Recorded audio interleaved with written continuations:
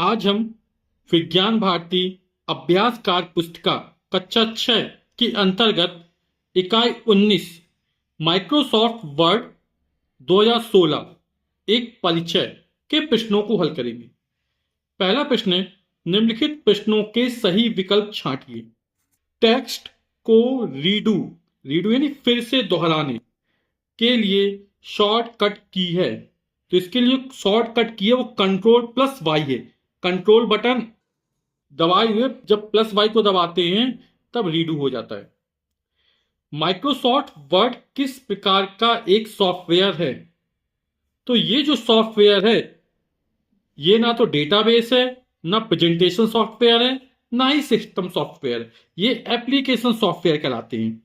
Home tab के ribbon का भाग नहीं है, तो इसमें क्लिपबोर्ड भाग है, पैराग्राफ भाग है, फॉन्ट भाग है, ये तीनों ही भाग हैं। सिंबल्स भाग नहीं है। नेक्स्ट है, टेक्स्ट को एडिट या फॉर्मेट करने के लिए सबसे पहले उसे करते हैं। तो किसी टेक्स्ट को एडिट या फॉर्मेट करने सबसे पहले उसको सिलेक्ट करते हैं। प्रश्न क्या दो है, निम्नलिखित में सही कथन पर सही तथा गलत कथन पर गलत यानी क्रॉस का चिन्ह लगाइए। MS वर्ड माइक्रोसॉफ्ट वर्ड में लिखने वाले क्षेत्र को टेक्स्ट एरिया कहते हैं, तो ये बिल्कुल सही कथन है। रिबन बार मेन्यू बार से ठीक ऊपर होता है, ये गलत है। जो रिबन बार होता है वो मेन्यू बार से ठीक नीचे होता है, इसे बोला ऊपर होता है, तो ये क्या हो जाएगा, गलत हो जाएगा। स्क्रॉल बॉल से पेज को ऊपर नीचे नहीं किया जा सकता है, ये गलत है। स्क्रॉल बॉल से क्या पेज को ऊपर नीचे किया जा सकता है, उस बोल नहीं किया जा सकता है, तो ये गलत हो जाएगा। MS वर्ड यानी माइक्रोसॉफ्ट वर्ड में टेबल का निर्माण नहीं कर सकते, गलत लिखा है। माइक्रोसॉफ्ट वर्ड में टेबल का निर्माण कर सकते, उसकी फॉर्मेटिंग कर सकते हैं, है ना, तो ये बोला नहीं कर सकते हैं, तो ये गलत हो जाएगा। टाइटल बार MS वर्ड का सबसे ऊपरी भाग है, ये बिल्कुल सही कथन है। प्रश्न क्या 3 है, रिक्त स्थानों की पूर्ति कीजिए। का नंबर है, मेन्यू बार में आदि टैब होते हैं, तो मेन्यू बार में फाइल होता है, होम होता है, इंसर्ट होता, ये टैब होते हैं। फिर था नंबर, डॉक्यूमेंट विंडो में तथा होता है, तो जो डॉक्यूमेंट विंडो में होता है वो टेक्स्ट एरिया होता है, रूलर होता है तथा स्क्रॉल बार होता है। तो डॉक्यूमेंट विंडो में टेक्स्ट एरिया, रूलर तथा स्क्रॉल बार होता है।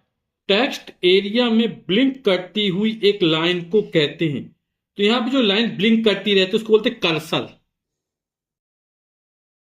किसी फाइल पर लगातार बार क्लिक करने पर वह फाइल ओपन हो जाती है, तो यहां पर जब माउस की लेफ्ट बटन से लगातार 2 बार क्लिक करते हैं तो वह फाइल जो होती है ओपन हो जाती है, तो यहां पे क्या हो जाएगा, 2 बार।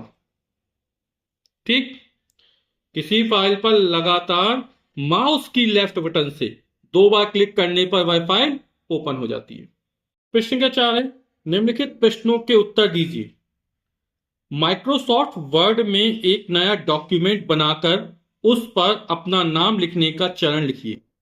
तो सबसे पहला स्टेप है माइक्रोसॉफ्ट वर्ड को ओपन करना।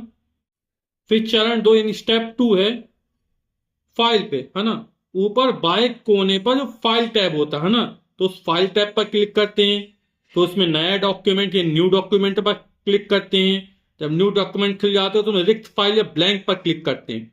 ठीक, अब चरण 3 में खाली पृष्ठ जो दिखता है ब्लैंक पर, है ना, उस पर क्या करते हैं, अपना नाम टाइप करते हैं, है ना। ऑनलाइन कीबोर्ड का यूज कर सकते हैं या फिर आप कीबोर्ड का प्रयोग कर सकते हैं। ठीक है, तो अपना नाम टाइप कर लीजिए और फिर उस फाइल को हमने सेव कर सकते हैं। फिर अगला है नेक्स्ट, माइक्रोसॉफ्ट वर्ड में सेव डॉक्यूमेंट को ओपन करने के चरण लिखिए। तो चरण फर्स्ट, सर्वप्रथम कंप्यूटर या लैपटॉप की उस लोकेशन पर जाते हैं जहां हमने फाइल सेव की थी। ठीक है, और फिर सेकंड क्या करते हैं, इस फाइल पर लगातार माउस की लेफ्ट बटन से 2 बार क्लिक करते हैं जिससे वह फाइल ओपन हो जाती है। और इस इकाई का अंतिम प्रश्न है, माइक्रोसॉफ्ट वर्ड में प्रयोग होने वाली प्रमुख शॉर्टकट की शॉर्टकट की लिखिए। कट, जब कंट्रोल बटन प्लस एक्स है ना, कंट्रोल बटन को दबाए जब एक्स को दबाते हैं तब कट हो जाता है। कॉपी करना, कंट्रोल बटन दबाए वो सी को दबाते तो कॉपी हो जाता है। इसी तरह control button plus V paste हो जाता है। अनडू करना हो तो कंट्रोल प्लस जेड, रीडू करना हो कंट्रोल प्लस वाई, और किसी फाइल को सेव करना हो तो कंट्रोल प्लस एस।